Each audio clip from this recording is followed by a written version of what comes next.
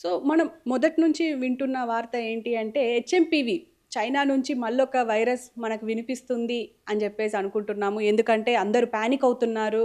దీనివల్ల మనకేమైనా ఎఫెక్ట్ అవుతుందా? ఎందుకంటే ఆల్రెడీ ఇంటర్నేషనల్ టూరిజం ఆన్ ఉంది. పైగా మళ్ళా కోవిడ్ కూడా అలాగే వచ్చింది అని జెప్పేసి భయపడ్డారు.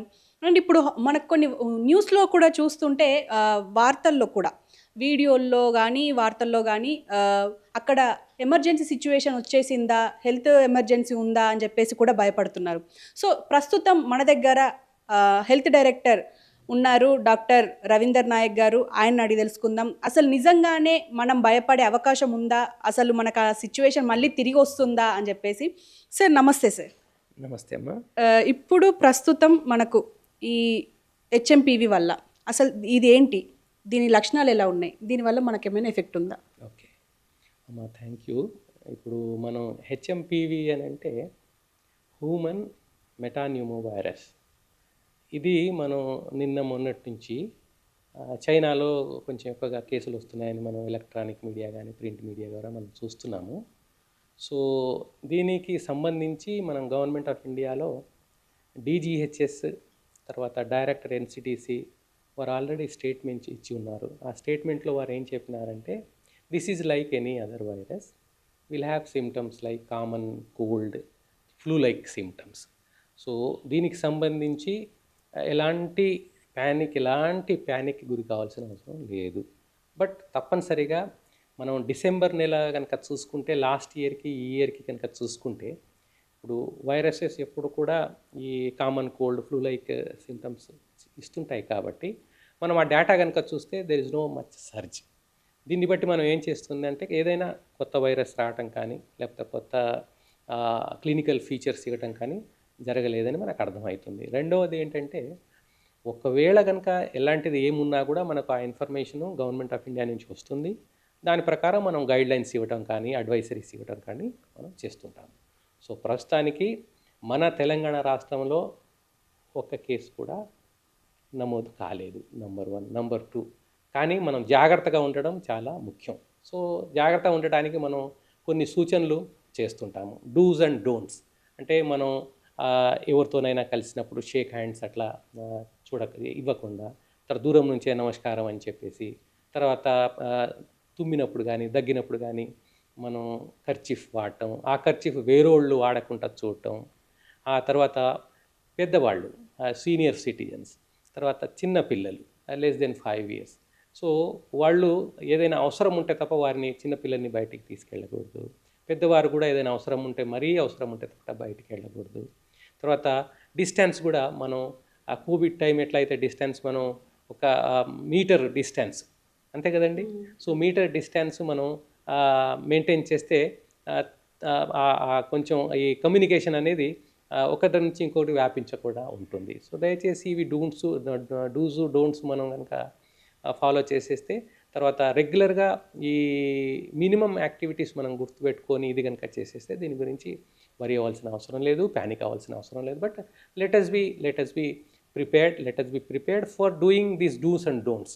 అది మనం తప్పనిసరిగా పాటిస్తే మంచిది. తర్వాత మన రాష్ట్రంలో ఇంతకుముందు చెప్పినట్టు ఒక కేసు కూడా నమోదు కాలేదు. తర్వాత మనం అలర్ట్గా ఉన్నాము. గవర్నమెంట్ ఆఫ్ ఇండియా నుంచి మనం ఎప్పటికప్పుడు మాట్లాడుతున్నాము. వారి డైరెక్షన్స్, వారి గైడ్లైన్స్ ఏమొచ్చినా కూడా అది తప్పనిసరిగా మనం ప్రజలకి కమ్యూనికేట్ చేస్తాము. తర్వాత మనం ఎప్పుడు అలర్ట్గా ఉన్నాము, ఇప్పుడు కూడా అలర్ట్గా ఉంటాము. ఏదైనా గైడ్లైన్ కానీ ఏదైనా ఉంటే దాని ప్రకారం మనం కమ్యూనికేట్ చేస్తాం. సో ప్రజలకు నా విజ్ఞప్తి ఏంటంటే దయచేసి చైనాలో ఉందని చెప్పేసి ప్యానిక్ అవ్వాల్సిన అవసరం లేదు. తర్వాత మనం చేయాల్సిన పనులు మాత్రం ఈ డోంట్స్ తప్పనిసరిగా మీరు చేయాల్సింది.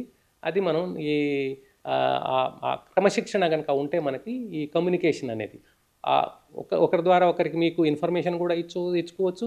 తర్వాత ఇది ఒకరి నుంచి ఇంకొకరికి వ్యాపించకుండా మనం కూడా జాగ్రత్త పడవచ్చు. సో దయచేసి పాటించండి. సార్ ఇప్పుడు మీకు ఆల్రెడీ ఇన్ఫర్మేషన్ ఉంటుంది కాబట్టి హెచ్ఎంపీవీ గురించి అంటే కోవిషీల్డ్ లాంటి వ్యాక్సినేషన్ వేసుకున్న వాళ్ళకి ఏదేమైనా ఎఫెక్ట్ పడుతుందంటారా చైనా? అలాంటిది ఏం లేదండి, అలాంటిది ఏం లేదు. There is no such information to us. ఎప్పుడైనా ఏదైనా ఇన్ఫర్మేషన్ ఉంటే తప్పనిసరి మీతో షేర్ చేస్తాను. అండ్ 2021లోనే ఈ హెచ్ఎంపీవీ ఉంది అని చెప్పేసి అంటున్నారు కొంతమంది.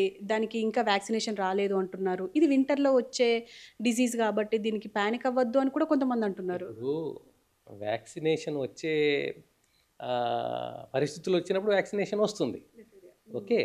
సో మనకు నిన్న మొన్న వచ్చింది కానీ చెప్పేసి వార్తలు వస్తున్నాయి. సో వైరస్ అనేది ప్రతి వైరస్తో పాటు ఈ వైరస్ కూడా ఉంటుంటుంది. బట్ మనకిప్పుడు మనం దాని గురించి ఎక్కువగా మనం సీరియస్గా ఈ ఈ లక్షణాలు ఉంటాయని చెప్పేసి అనవసరంగా మాట్లాడకుండా ప్రజలకి మనం ఆ ప్యానిక్ సిచ్యువేషన్ ఇవ్వకుండా, ఇప్పుడు common cold flu like symptoms అన్నప్పుడు అది నార్మల్గానే 2 to 5 డేస్లో ఆటోమేటిక్గా అది కంట్రోల్ అయిపోతుంది. సో దీని లక్షణాలు కూడా ఇలాగే ఉంటాయి. సో ఎస్, కామన్ కోల్డ్ అంటే మామూలుగా జలుబు, దగ్గు, ఓకే, కొంచెం ఇంకా సెకండరీ ఇన్ఫెక్షన్స్ వస్తే జ్వరం అట్లాంటివి వస్తుంటుంది. సో చక్కగా గోరువెచ్చని నీళ్లు తాగటం, తర్వాత మంచిగా చలికాలం కాబట్టి మంచి బట్టలు, తర్వాత ఈ వార్మర్ క్లాత్స్ వేసుకోవడం, తర్వాత అవసరమైతే తప్ప బయటికి పోకుండా ఇంట్లోనే stay, especially children below 5 years and senior citizens above 60-65 years age.